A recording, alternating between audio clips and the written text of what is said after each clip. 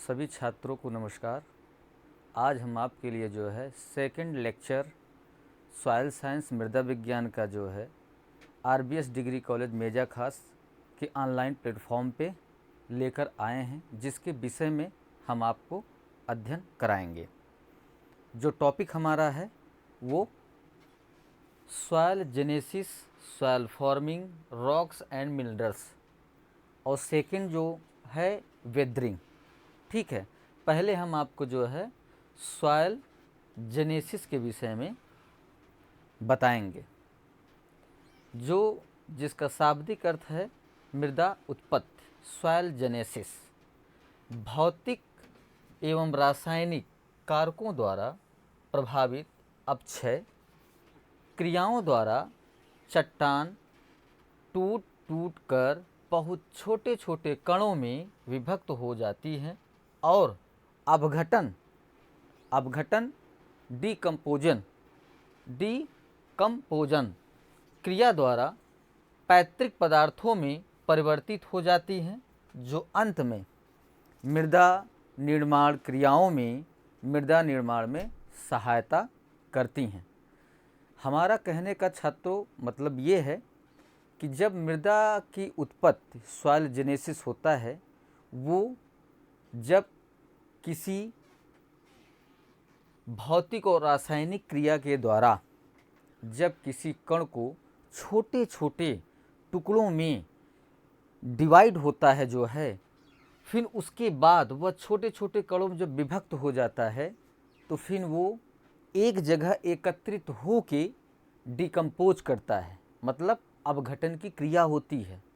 फिर उस क्रिया के द्वारा जब वो किसी पर्तनुमा या लेयर, जिसको आप लोग कहते हैं पर्तनुमा लेयर में, जब वो कहीं संतृप्त होके संगठित होती है, फिर उसके द्वारा जो पैतृक पदार्थों में परिवर्तित होता है डीकम्पोज क्रिया के द्वारा, जब वो किसी पैतृक पदार्थ में कंपोजिट होके संगठित होके एक जगह इकट्ठा होता है, तो उस क्रिया के द्वारा जो मृदा का निर्माण होता है, वह मृदा निर्माण की मृदा उत्पत्ति की सही क्रिया होती है। सेकंड चलिए, सेकंड अपक्षय, जिसे वेदरिंग कहते हैं। अपक्षय क्रिया मृदा परिच्छेदिका बनने से पहले समाप्त हो जाती है। मतलब कहने का अर्थ हमारा ये है, जब किसी मृदा का सॉइल अगर डीकम्पोजिट होके सड़ता है, तो उसके बाद जो है वह किसी अपक्षय के थ्रू क्रिया करके वो मृदा प्रोफाइल, मतलब सॉइल प्रोफाइल जो है, वो वहाँ से खत्म हो जाती है। फिर उसके बाद, लेकिन यह स्पष्ट रूप से नहीं कहा जा सकता है कि अपक्षय क्रिया कब समाप्त हो जाती है। मतलब ये कोई स्पष्ट रूप से छात्रों स्पष्ट रूप से कोई वैज्ञानिक ने नहीं बताया कि अपक्षय क्रिया होने के बाद, वेदरिंग होने के बाद जो सॉइल की प्रोफाइल है, मृदा परिच्छेदिका जो है, वो हट क्यों जाती है, वो दिखाई क्यों नहीं देता है। उसका कारण ये है कि वो कोई रूप दूसरा ले लेता है, जिसे अलग तरीके से संरचना में वो गठित कर देता है। फिर वो धीरे धीरे उसमें जो प्लांट होते हैं वो उगते हैं, फिर ग्रोथ करते हैं, फिर उसमें जो है कई चीज़ों का शाखाएं निकल के किसी भी चीज़ का वो प्रोडक्शन करती हैं या उत्पादन करती हैं। फिर और मृदा उत्पत्ति कब प्रारंभ हो जाती है, मृदा निर्माण सदैव अपक्षय क्रिया पर निर्भर नहीं रहती, बल्कि दोनों क्रियाएं निरंतर साथ साथ चलती रहती हैं। मतलब अपक्षय का कहने का अर्थ ये है छात्रों कि ये क्रिया प्रॉपर लगातार चलती रहती हैं। फिर ये आगे चल के जो है एक परतनुमा, एक लेयर बना के एक सॉइल का निर्माण या मृदा का निर्माण कर देती हैं, जो ये परस्पर लगातार चलती रहती हैं। वेदरिंग का छात्रों यही मतलब है। अपक्षय। नेक्स्ट, चट्टान एवं खनिज, रॉक्स एंड मिनरल्स जो है, खनिज आप अच्छे तरीके जानते हैं। खनिज किसको कहा जाता है? खनिज एक प्राकृतिक एवं निर्जीव पदार्थ होता है जो प्रकृति में विद्यमान होता है। खनिज, आप छात्रों बहुत अच्छे तरीके से इस चीज़ को जानते होंगे, जो है जो खनिज होता है वो कई साल के बाद जो है परिवर्तित होके रासायनिक भौतिक क्रिया करके जो है वो हमारे पहाड़ों के बीच में या मिट्टी के नीचे दबे होते हैं, जो कि कुछ निर्जीव होते हैं और कुछ सजीव होते हैं। तो जो प्रक्रिया निकालने की है जो है वो हम आपको आगे बताएंगे। तो खनिज एक प्राकृतिक एवं निर्जीव पदार्थ होता है जो प्रकृति में विद्यमान होता है और अपना एक निश्चित भौतिक एवं रासायनिक गुणों रखता है तथा उसकी एक निश्चित आणविक संरचना होती है। आणविक मतलब आणविक, उसमें कई अणु पाए जाते हैं, छोटे बड़े, वो संघनित होके एक अपना प्रारूप बनाते हैं।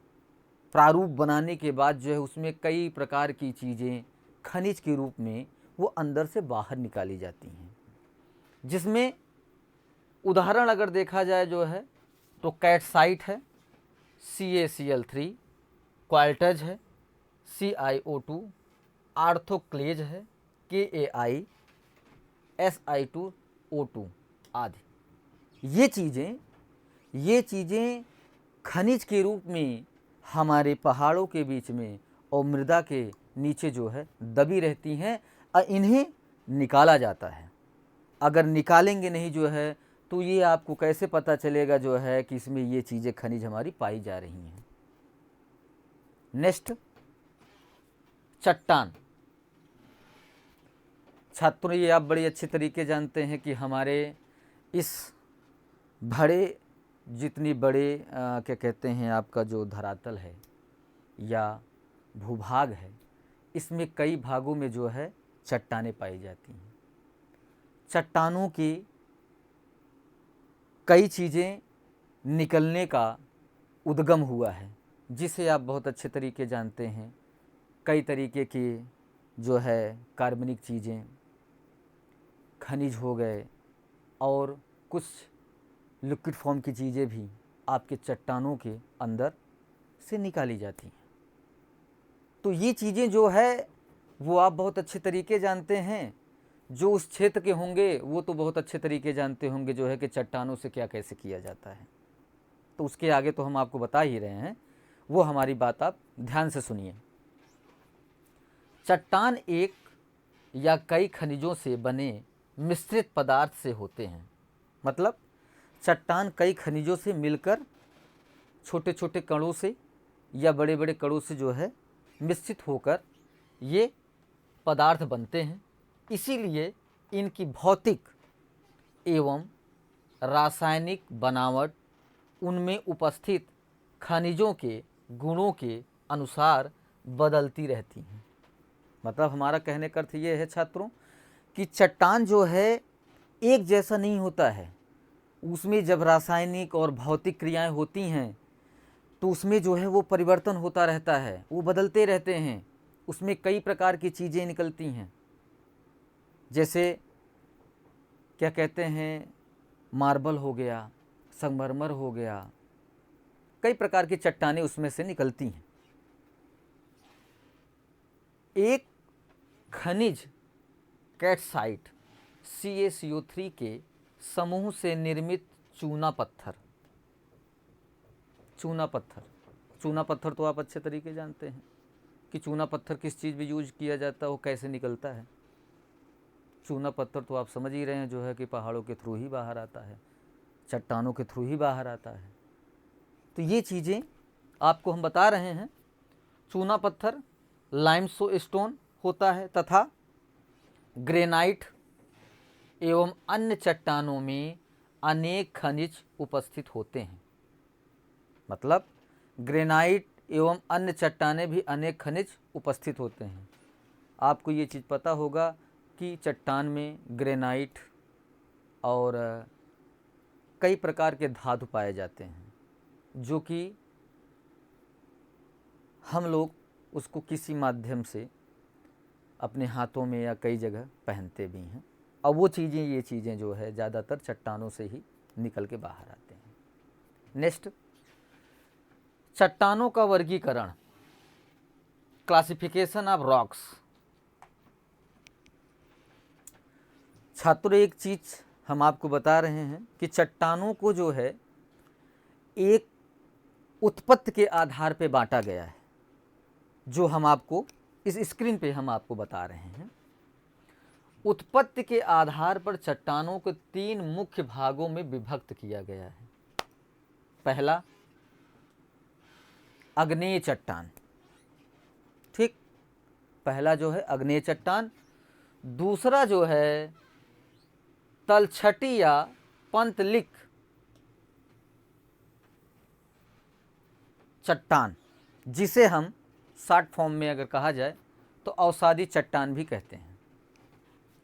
तीसरा जो है कायांतरिक मेटामॉर्फिक चट्टान पाया जाता है, जिसे हम अगर किसी श्रृंखला में अगर बनाया जाए तो वो श्रृंखला है ध्रुवीभूत आग्नेय, तलछटी जिसको आप जलज कह सकते हैं, कायांतरित।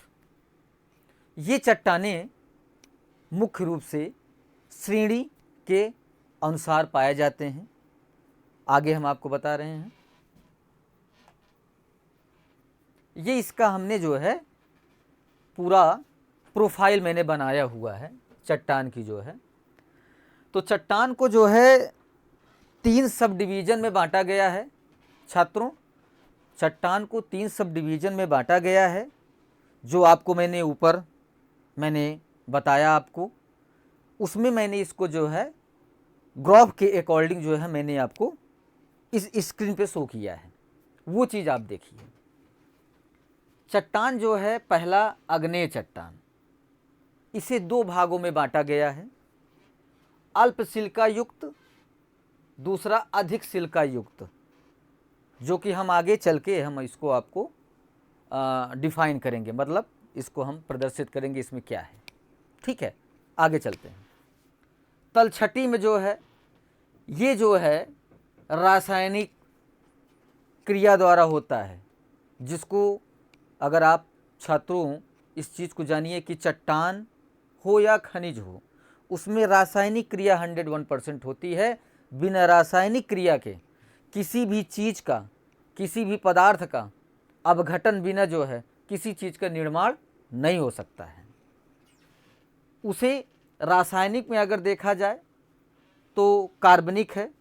कार्बनिक में आपका आता है कोयला, खनिज, चूना पत्थर। ओके, फिर उसके बाद इसी सब डिवीज़न में आपके जो है रासायनिक में जिप्सम होता है, चूना होता है। जिप्सम भी चट्टानों के थ्रू ही निकलता है, चूना भी चट्टानों के थ्रू ही निकलता है। ये आप लोग बहुत अच्छे तरीके जानते हैं। जब ये रिसाव की प्रक्रिया होती है तो उस प्रक्रिया में कई पदार्थ बाहर आते हैं, जिसे रिसाइकलिंग करके उसे बाहर ले जाया जाता है, या कृषि कार्य में यूज किया जाता है, या किसी अदर चीज़ में यूज किया जाता है। वो खनिज और चट्टान के थ्रू ही बाहर आता है। फिर उसके बाद कायांतरिक, तीसरा है कायांतरिक, जिसमें जो है सर्वंडास इसकी क्लासिफिकेशन है। सर्वंडास जो है इसमें जो है आता है बलुआ पत्थर, बालू और मृतिका, जिसको आप क्ले कहते हैं। ये चीज़ें अक्सर आपको जो है चट्टान के वर्गीकरण में मिलेगा। नेक्स्ट,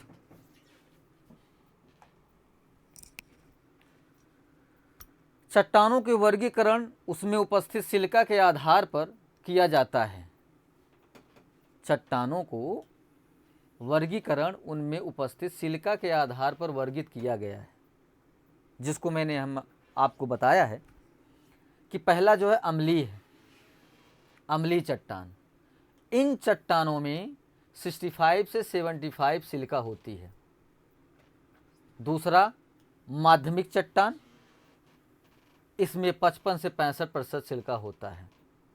उदाहरण के तौर पे देख लीजिए, साइनाइट हो गया, डायोसाइट हो गया, एडरसाइट हो गया, ये इसके उदाहरण हैं मध्यम चट्टान के जो है।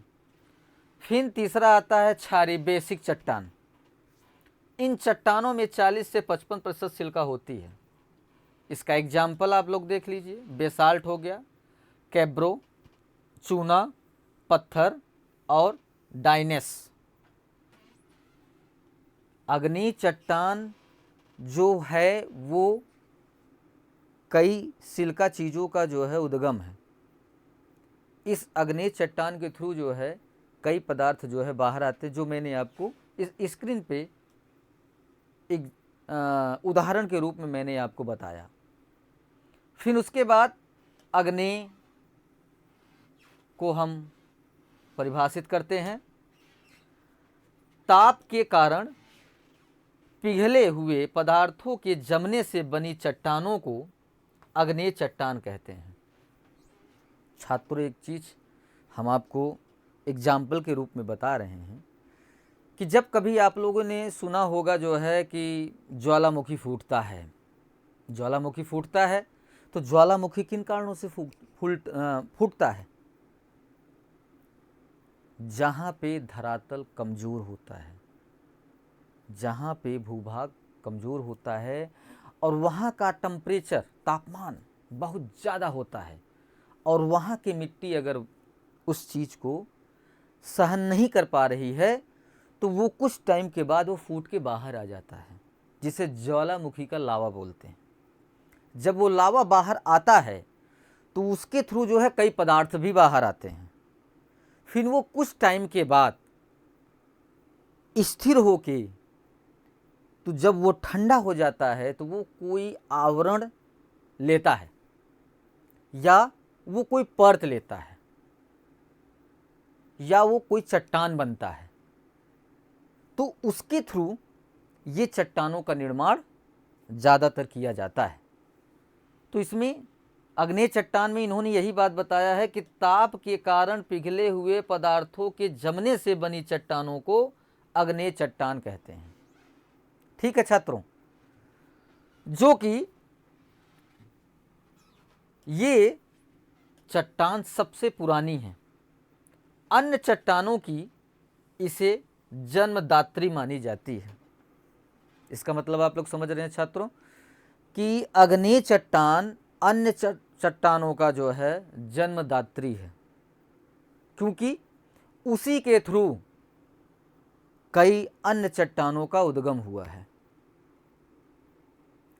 क्योंकि अग्नेय चट्टान प्रारंभिक चट्टान होता है जिसके थ्रू कई चट्टानों का उद्गम होता है, मानी जाती है। इसीलिए इन्हें प्राथमिक चट्टान भी कहते हैं तथा थलमंडल का लगभग 95 भाग इन्हीं चट्टानों से बना होता है।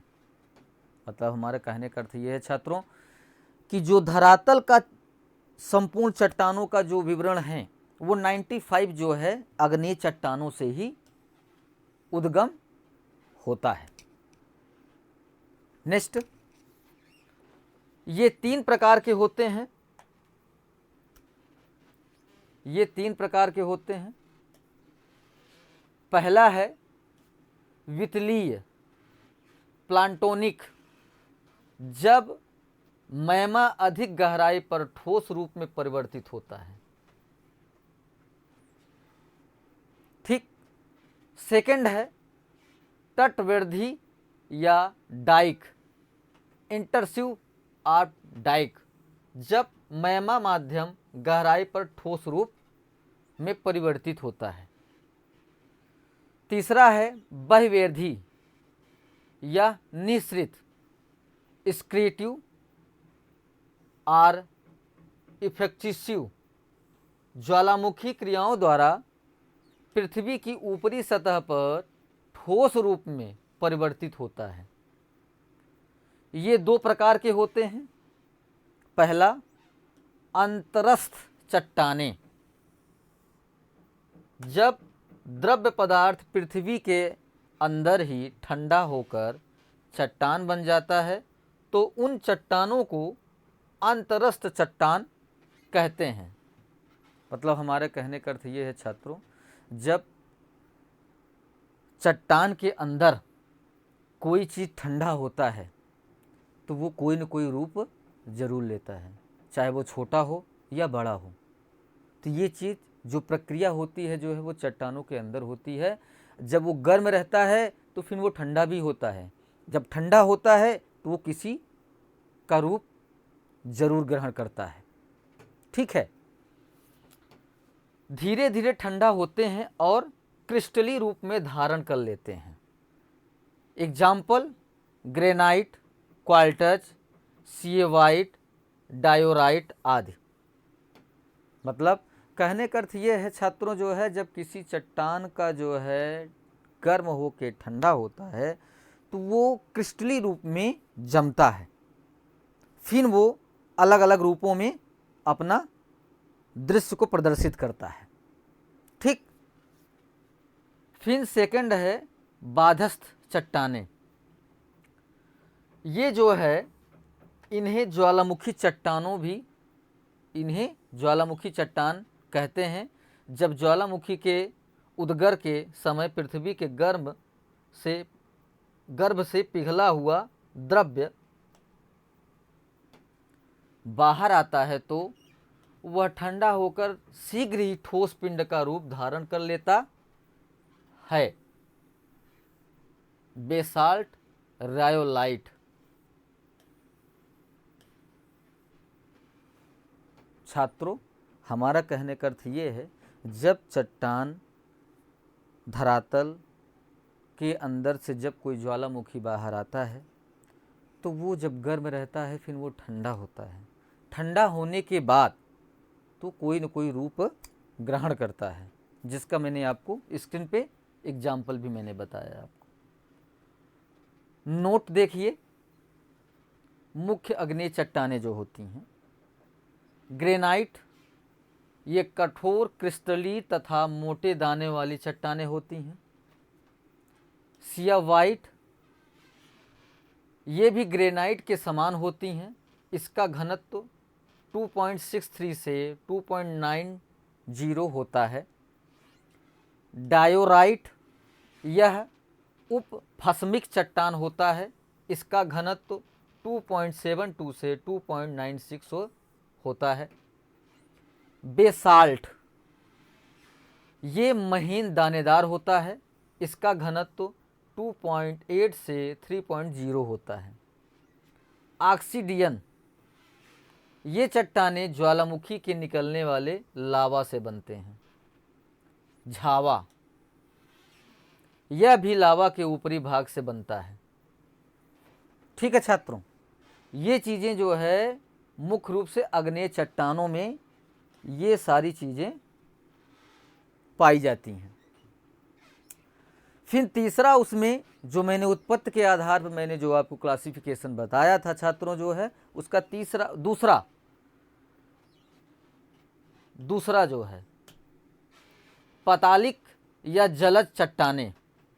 ठीक है, विभिन्न प्राचीन चट्टानों के अपक्षय से प्राप्त सामग्री को एक स्थान से दूसरे स्थान पर ले जाकर जमा किए जाने से जो चट्टान बनती है उसे पातालिक जलज चट्टानें कहते हैं।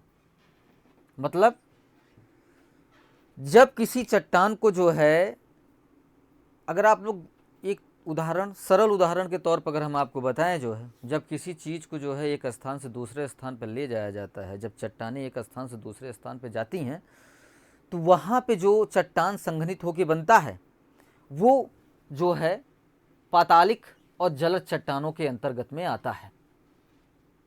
ठीक है, ये क्रिया जो है अपक्षय क्रिया के थ्रू सबसे ज़्यादा पाई जाती है, क्योंकि जो चट्टानों को रवे होते हैं या क्रिस्टल होते हैं वो उनका घनत्व तो ज़्यादा होता है, अब वो बहुत ही कम गति करते हैं। ये सबसे ज़्यादा गति करते हैं जो है तो हवा के थ्रू, वायु के द्वारा जो है ये सबसे ज़्यादा एक स्थान से दूसरे स्थान जाते हैं। नेक्स्ट,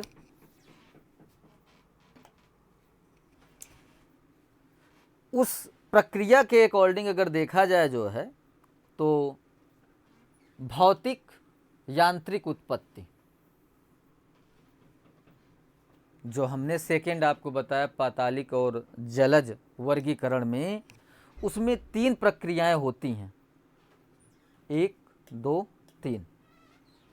भौतिक और यांत्रिक उत्पत्ति में जो है इसके अंतर्गत वे परतदार चट्टानें आती हैं जो प्राचीन चट्टानों की तोड़ फोड़ से अवसाद के जमा होने से बनती हैं। एग्जाम्पल बालू, पत्थर, कंकड़। मतलब हमारा कहने का अर्थ यह है छात्रों कि जब कभी जो है कोई चट्टान का टूटने फूटने से जो भी कण इकट्ठा होता है जो है तो उसके द्वारा कई चीज़ों का निर्माण होता है। वो हमने आपको स्क्रीन पे बताया जो है कि बालू, पत्थर और कंकड़ जो इसी के थ्रू बन के तैयार होते हैं या निर्माण होता है।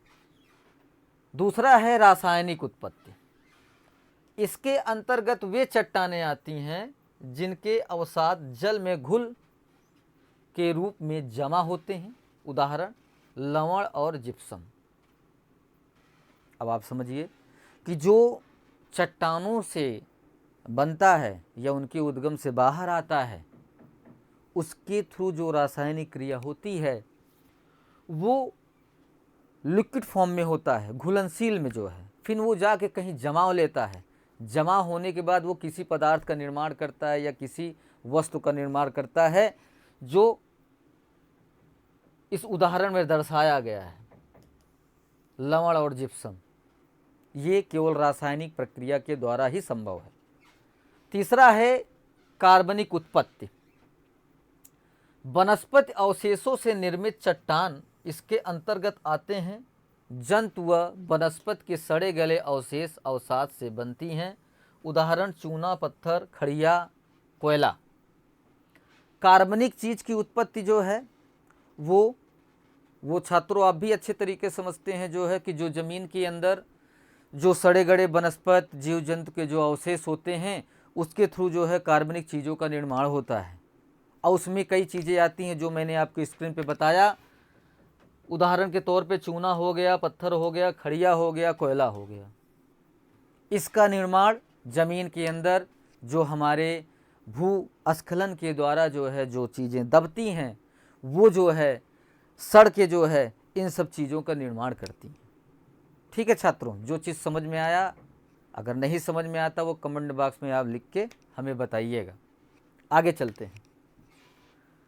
रूपांतरित चट्टानें, ये जो मैंने आपको छात्रों बताया था जो है चट्टान के क्लासिफिकेशन में जो है उत्पत्ति के आधार पे जो है वो उसके अंतर्गत ही हम आपको जो है ये सारी चीज़ें बता रहे हैं जो कि रॉक्स के अंतर्गत, चट्टानों के अंतर्गत आता है।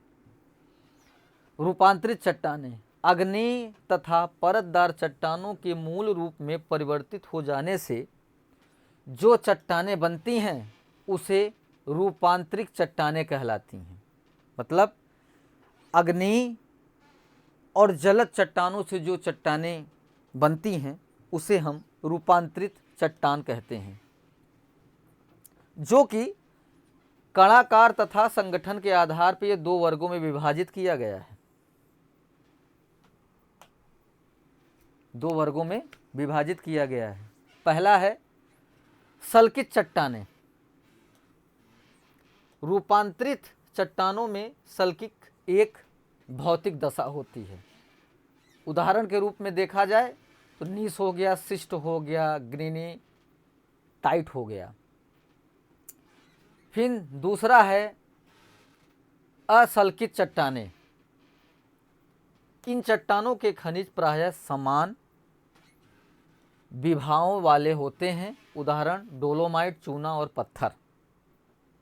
और एग्जाम्पल के रूप में अगर देखा जाए तो क्वार्ट्ज, जाइट, संगमरमर, शिस्ट और स्लेट, ये इन चीज़ों का जो निर्माण होता है जो है वो रूपांतरित चट्टानों के थ्रू ही किया जाता है। छात्रों, ये टॉपिक यहीं पे समाप्त करते हैं और अगला टॉपिक हम आपके लिए जो है अगले दिन इस प्लेटफॉर्म पे ले आएंगे। सभी छात्रों को धन्यवाद।